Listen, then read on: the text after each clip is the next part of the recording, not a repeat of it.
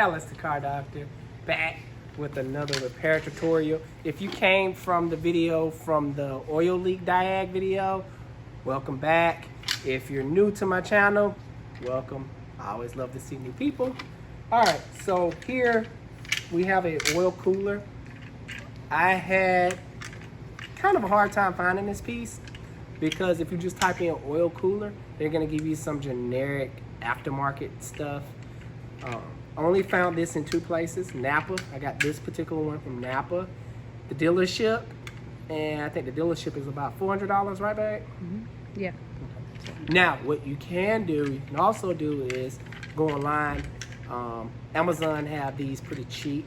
I'll put it in the link in the description if you're having this type of issue. If you bring the car to my shop needing an oil cooler, I get it from in stores because I like the customer to have a warranty on their vehicle, and you can easily just change it out if you get it in stores locally. Now, if you're trying to cut costs, on the other hand, you can go online and purchase it there. They have some type of warranty, but they may give you ripping and running. I don't know, but I've done it before and I haven't had any issues out of it. Just check the reviews, which I'll be doing for you when I put it in the link in the description. You can just click on that, the recommended stuff. So let's grab our wrenches. And speaking of wrenches, I'm gonna show you the wrenches the tools you're gonna be needing for this job. I got an electric ratchet here, some sockets. I call them, they're the little rainbow socket set. They're kind of cute. Screwdriver, extension, ratcheting wrench, torque wrench, that's very important. And for the socket you're gonna be needing for the oil cooler, it's a E8. I put a nice little socket set that you can get for yourself in the description to do this job, because it's kind of an oddball tool here, and if you use the wrong tool you can mess things up. I have my nurse Nando with me today. He's actually going to be doing the job because I don't want to take money out of his pocket. So what we're going to start first, well, Fernando is going to start off first by removing the intake, and I'm going to help him remove these little side brackets right here that holds the intake on. So we're going to do that now. These are 10s. Hopefully you can see if I can put it the right way. So just remove your intake tube. The most important thing about removing the intake tube, it has a sensor. Make sure you pull that out. You don't want to snatch on it and you break your air intake sensor. That's an air intake sensor. Yeah, I said that right.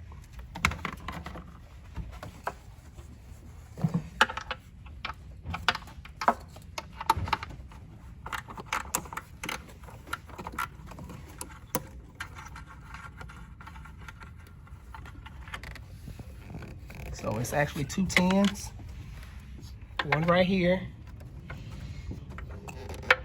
Oh, the light is a little funny. And one right underneath this little square piece. So make sure you get those. Now we're gonna go on this side.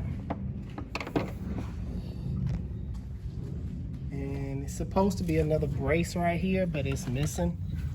As you can see, there's the stud for it right there, so I don't have to remove that. But I am gonna go ahead and try to remove these vacuum hoses here. So you just give them a nice little tug. Be very gentle when you're doing this stuff. It doesn't take a lot. Where you want to take it loose from right here? Or? Yeah, up there. Okay, I'll let you do that. You need some pliers? Yeah. I would have got it for you. We got our pliers. It's this vacuum, it's a PVC hose back here that we're disconnecting. So, like always, after you think you got everything disconnected, always just check back over your work. Just look around. Don't hurt to look around. Okay. Now we're gonna start unbolting the upper intake manifold.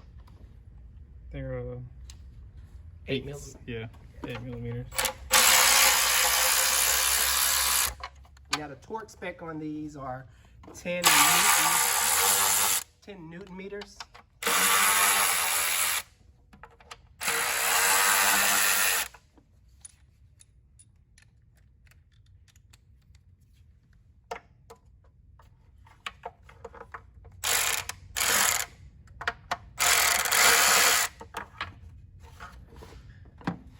Can't see more.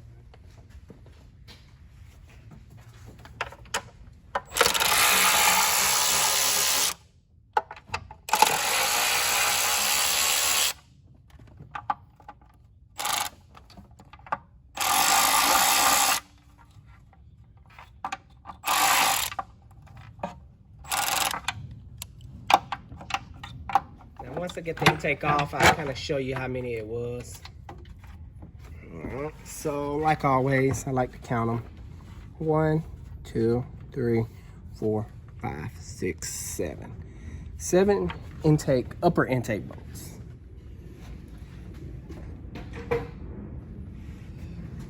See, those look pretty good. Plug the injectors. That little red tab, you just pull up and then you press.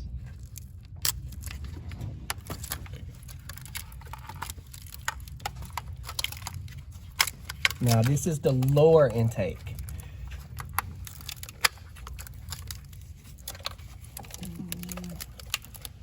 Let's see if I can get these out.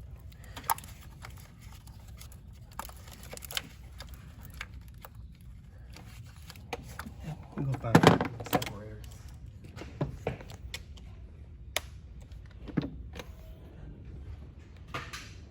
Give these a shot. Damn, ooh, stuff is nice with the right tools. Now you're gonna leave the fuel line connected and just move it out the way, Fernando? Yeah. Okay. Now you don't have to disconnect the fuel line. Sometimes we do and sometimes we don't. Just depends on what situation we're in. But in this situation, we're gonna kind of put it off to the side. Now these are the separators I always talk about that I never really feel like finding on my previous videos. These come in handy big time. I put them in put a link in the description where you can find them on Amazon a pretty good price. Work wonders. More 8mm bolts.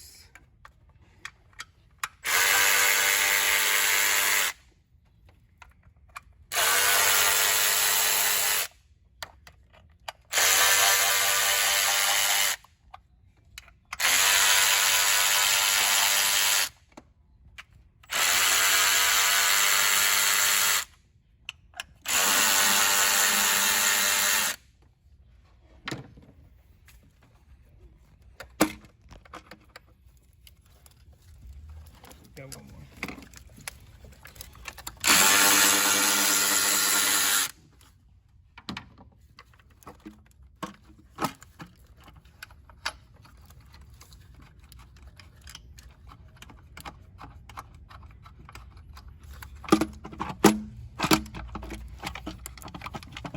Did you like stuck on the last thread?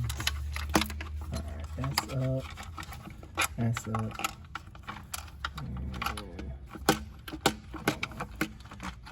Alright, that's up. There we go. And we're gonna try to push this off. Be very careful if you're doing it this way, because you can break something.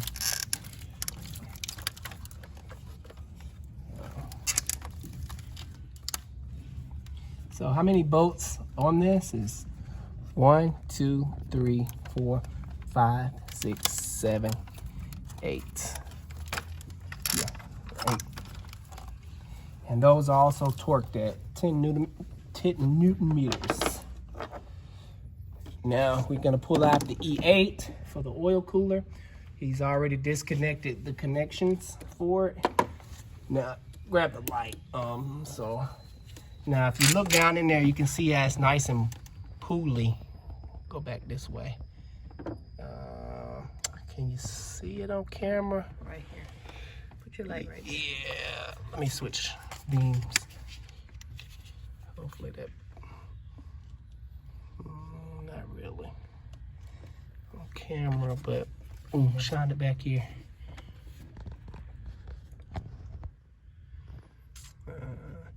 You can almost see it. There's the black oil. That's perfect. Shine it back here to see if you can see. Go to the side a little bit. Yeah, it's like, yeah, you can see it real good now. I'll kind of oil down in there.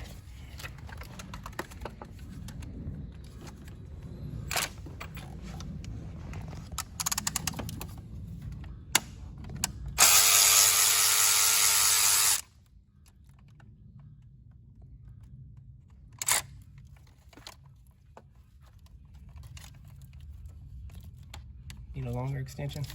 I think we can use the weight. Yeah. Okay. Grab you one. I'm playing nurse today. I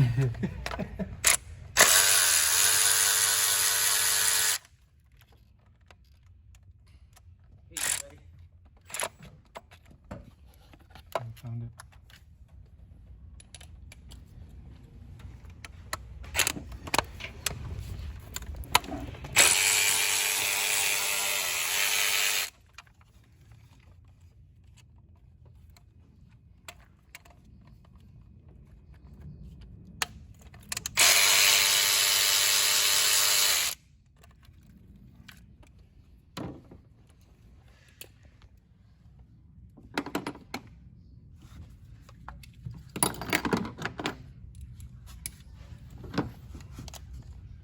Now, the skill level for this job, sorry I didn't mention this earlier, is I give it about a 5 out of a 10. You really just have to take your time on this stuff, as always. Now, it's easier to unclip the hose when the cooler is actually out.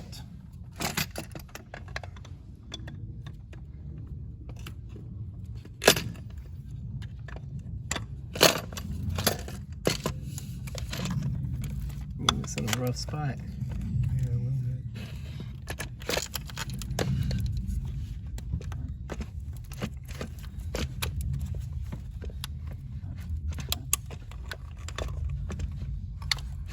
Looks like this actually has been changed before. It has. Pull the. Cool. Cool. And there she is.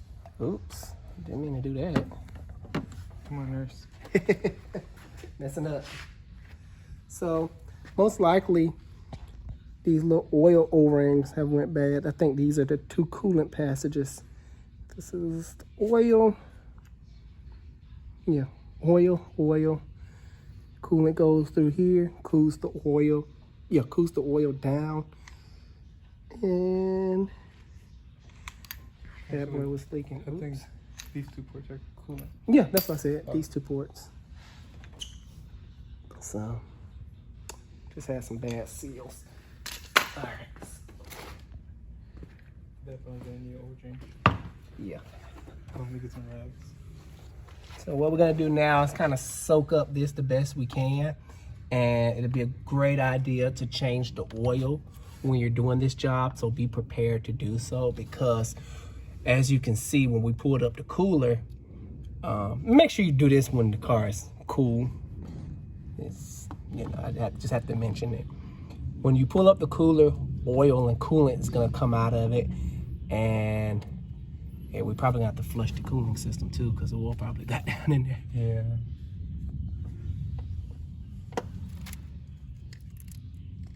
So just be wary of that. The rags didn't do a good job, so we're pulling out the wet vac. We're gonna vacuum all the oily stuff up and clean the area really good before we go back in with the new cooler. Also, we're gonna vacuum up this grimy stuff too and clean the surface up, because you don't want to go back on with dirt and stuff in between the gaskets. So just make sure everything is clean and make sure nothing big gets down in the intake runners here. So Nurse Nando gonna demonstrate for us.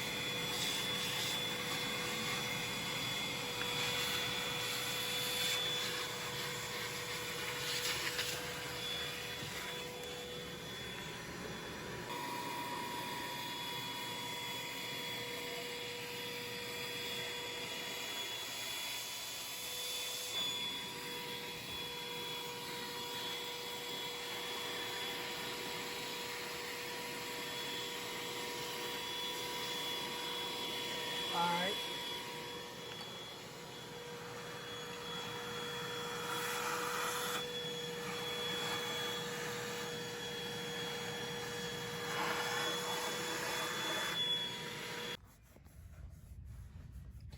Now, a lot of people like to take compressed air and blow out through there. I don't like to do that, especially with open intake like this, because you can easily blow something in there, just splatter stuff everywhere.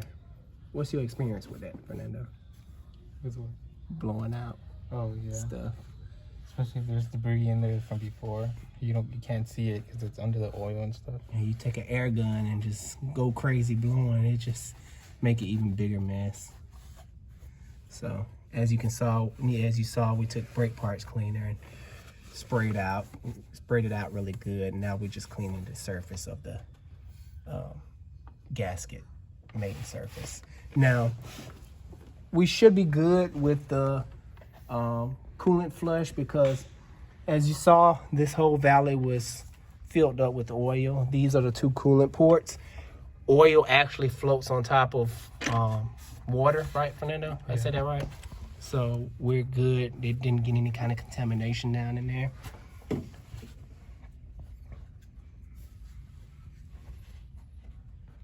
Funny. Now, also, it'll be a good idea to replace your lower intake gasket and the upper intake gasket, but this one's been recently replaced. They look very good, so I'm not gonna bother replacing them in this video. But for you guys at home, you get an upper and lower intake gasket set.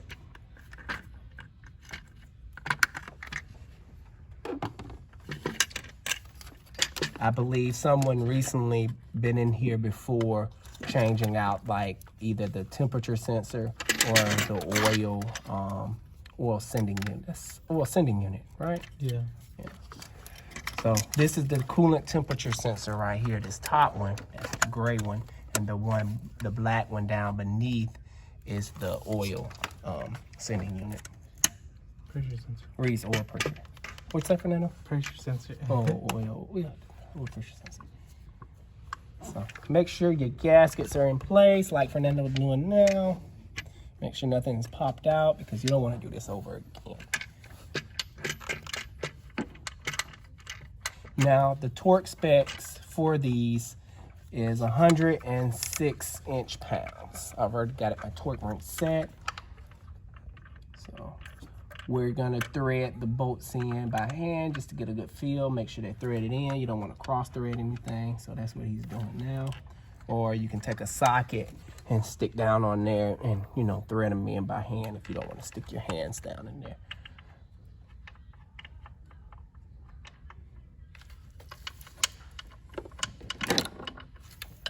Just like so.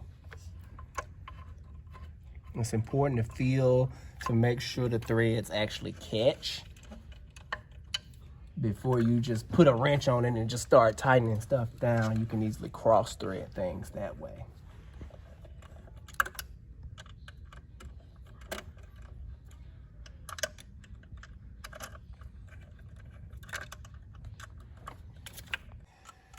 All right, so after we done wrenched them all by hand, got them all in, now we're gonna torque them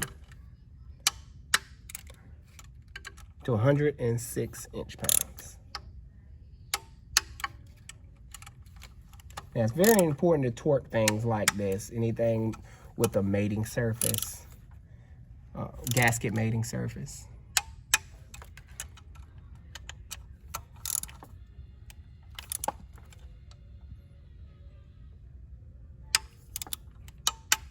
And you hear the little click coming from the torque wrench. That means stop.